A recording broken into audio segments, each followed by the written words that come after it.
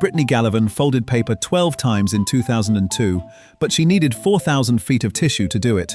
Every fold doubles thickness while consuming usable length around a tighter multi-layer bend. 8 is difficult, not forbidden. Material, dimensions, fold direction, friction, and leverage decide where geometry finally stops the fold. The obvious answer is that paper becomes stiff on the 8th fold. It does not. A single sheet bends easily because it is thin, and its fibers can flex across that tiny distance. The first fold feels soft, the second feels tidy, the third still feels like a craft project. The paper itself has not discovered a secret power. Each fold creates a thicker stack. Your hands are no longer bending one sheet. They are bending a bundle that is shorter, thicker, and much less willing to curve. But thickness is only half the problem, because those layers multiply fast. Here is the sneaky part. Multiplication wears a paper hat. 1 fold makes 2 layers. 2 folds make 4. 3 folds make 8. By 7 folds, you are squeezing 128 layers into one stack. At 8, there are 256. Then, the crease has another job. The outer layers must travel farther around the bend than the inner layers, like runners on the outside lane of a track. That difference makes the crease thicker and eats away at the sheet's remaining width. Doubling makes a taller stack. Each bend needs more room. How quickly does thickness become a real obstacle? Ordinary printer paper is near 1/10 of a millimeter thick.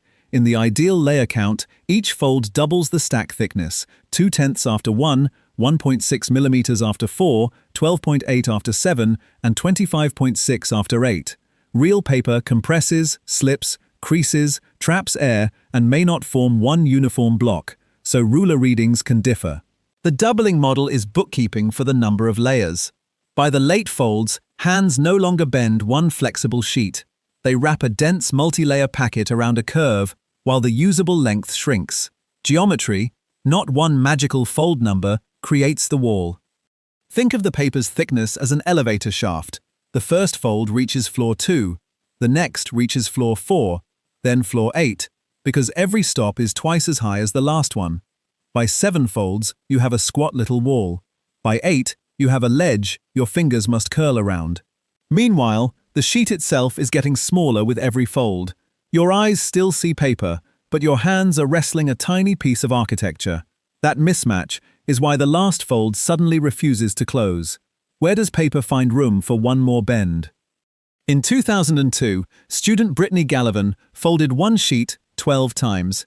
Guinness records the date as January 27th and the material as 4,000 feet of tissue paper. The long strip was not a cheat, it was the solution. Every fold demands length to wrap the growing thickness, so a classroom square loses runway quickly. Gallivan also developed formulas relating thickness, fold count, and minimum paper dimensions. The record disproved a universal 7 or 8 fold ceiling while confirming the geometric constraint. With thin material and planned length, later folds are possible. The limit belongs to the material, dimensions, direction, method, and force together. Take 2 sheets with the same thickness. One is a sticky note, and one is a ribbon as long as a hallway. The sticky note reaches a bulky fold and quickly has almost no flat paper left to hold. The long ribbon keeps feeding fresh length into the bend, like a belt rolling over a wheel. Each crease still makes the stack thicker, but the ribbon has length it can give up. That is why the 12-fold attempt depended on carefully planned dimensions, not brute force. But thickness has another nasty way of raising the difficulty. A homogeneous plate's bending stiffness scales with thickness cubed, so doubling thickness suggests 8-fold stiffness when material and geometry otherwise stay the same. Folded paper is not a homogeneous plate. Its layers can slide, delaminate, crease, crush, and lock through friction. The bend radius and remaining flap also change. The cubic rule is intuition for why thicker sections resist bending, not a multiplier for each paper fold. What your hands feel combines material stiffness with stack architecture and lost leverage. That distinction matters. Exponential layer growth is an exact ideal count, while the required folding force depends on contact mechanics. A fold is a tiny U-turn, and every layer travels around it. Inside layers take the short route.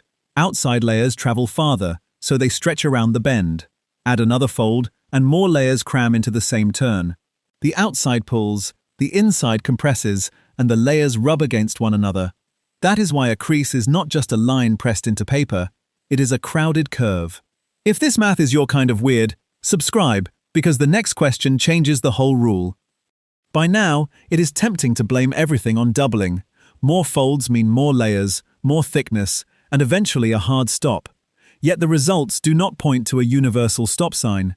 An ordinary sheet may stall around 6 or 7 folds, while a specially sized long strip reach 12. If 8 were a magical limit, changing the paper's shape would not change the answer. The real contest is larger than the paper itself. Thickness, remaining length, crease shape, and the awkward tools at the ends of your arms all get a vote. That is the twist. Here is the surprise. Paper has no secret 8-fold curse. The familiar limit comes from exponential thickness meeting human geometry. To make a fold, your fingers need flat paper to pinch, room to move, and leverage to force a thick edge around a tighter bend. Every fold steals all three. The stack grows taller, the usable sheet shrinks, and your grip worsens. So the question is not, how many times can paper fold? It is, how much folding can this material, shape, and these hands negotiate? That idea reaches far beyond paper. The mechanics become clearer by following the outermost layer. To turn around the stack, it travels along a longer arc than the innermost layer. As the stack thickens, the required bend radius and extra path grow. That path must come from the remaining sheet dimensions. Your hands also need room to grip and apply a moment, while friction resists sliding between layers. This is why a strip can outperform a square with the same area and thickness. A useful model tracks thickness, bend geometry, available length, layer slip, and applied force. More paper helps only when its dimensions serve the fold plan. A long narrow strip can supply runway for repeated same-direction folds. A larger square may still become awkward if the fold direction builds a thick packet across both axes. Gallivan's analysis treated the minimum length for one-direction folding differently from alternating direction geometry. The same area reshaped into different aspect ratios can reach different counts. What matters is where material remains relative to the next crease. For a record, choose the direction sequence, thickness, and aspect ratio together. Bigger is not easier. Distributed length is the resource each bend consumes. Rotating the sheet does not reset the layer count, but it changes the geometry. Same direction folding keeps building a long packet around parallel creases and demands length along one axis. Perpendicular folds consume both width and length, concentrate bulk differently, and can lock layers sooner. Gallivan derived separate relationships for these cases rather than one universal 8-fold rule. Direction is neither a magic loophole nor an irrelevant detail. It changes the dimensions required for a given thickness and fold count, while the exponential layer total continues. Tissue, printer paper, and cardstock begin with different thickness, stiffness, friction, and damage behavior. Thinner stock starts the doubling staircase lower and preserves more usable length around late bends. Lower friction may let layers slide, while high friction may lock the packet. Creasing can weaken fibers, and trapped air or misalignment adds bulk. These variables explain why two similar sheets can stop at different folds. Material engineering changes coefficients and failure modes, not the basic bookkeeping. A record attempt therefore starts with measurement and geometry, not superstition about the 8th crease or confidence in stronger hands. Turn the party trick into an experiment. Measure the sheet's thickness, length, and width. Declare the fold sequence before starting. After each fold, record the packet dimensions, orientation, and whether layers slip or tear. Compare the stack thickness with ideal doubling, and mark when an insufficient flap, hand leverage, material damage, or friction stops the next crease. Repeat with the material cut into a square and a long strip. That design separates exponential layer count from geometry and strength.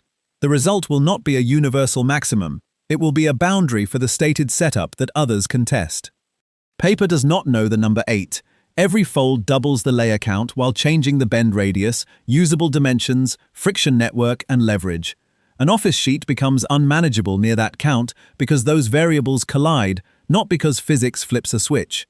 Gallivan's 12-fold record used extreme length and thin tissue to move the boundary without escaping the same rules.